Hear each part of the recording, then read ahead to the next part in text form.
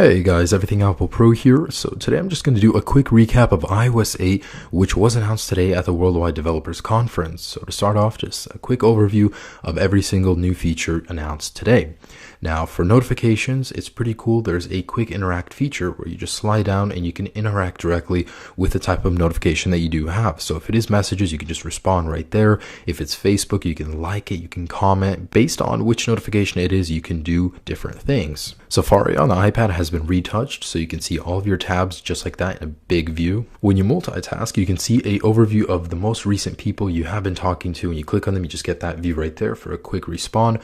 Spotlight search has been retouched, so you can actually search for applications, even ones you don't have yet, and install them. And it's a more extensive search. Just introduced is QuickType. It's a predictive software for the type of words you might be using.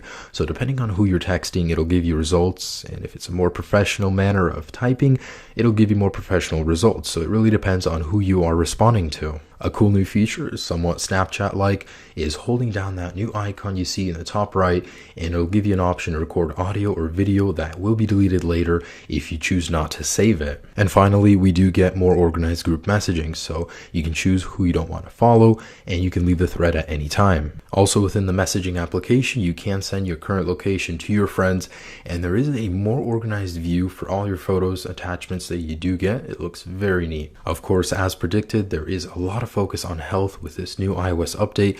Basically, HealthKit is an application that brings all of your major third-party applications together into one, where you have a neat overview of everything, including your weight, your heart rate, basically anything that you would want to monitor. It brings it all into one place. I thought this one was pretty cool. So if you do have an iTunes account shared by more than one person, you can actually have sharing enabled. So you would basically, if you want to download something, it'll notify the other person who the credit card is hooked up to, and it'll ask if you want to allow that download or not. Now in the Photos application, there's a more extensive editing process. So instead of just clicking one button to automate it, you can actually go in and change all of these manually, or you can do it with a smarter adjustment process. Siri is now smarter. You can purchase content from iTunes, Shazam songs, and it knows 22 new dictation languages. Many new changes within the App Store. You can actually download app bundles, and there is a new Explore tab. So in these bundles, there are several applications where you can buy all of them and save money. You can actually beta test new applications as well if the developer chooses to do that, which I thought is a pretty neat feature. You can now download third-party widgets and install them, but only in the notifications menu, which I thought, finally, Apple.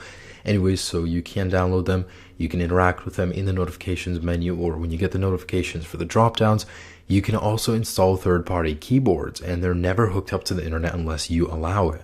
Now the SDK, which is basically only for developers, is extensive. There's over 4,000 new developer APIs, which means applications that you'll be getting are going to be so much more complex. There'll be so much more new features in them, which is all something to be excited about. Now here's a big one I wanted to talk about, Metal.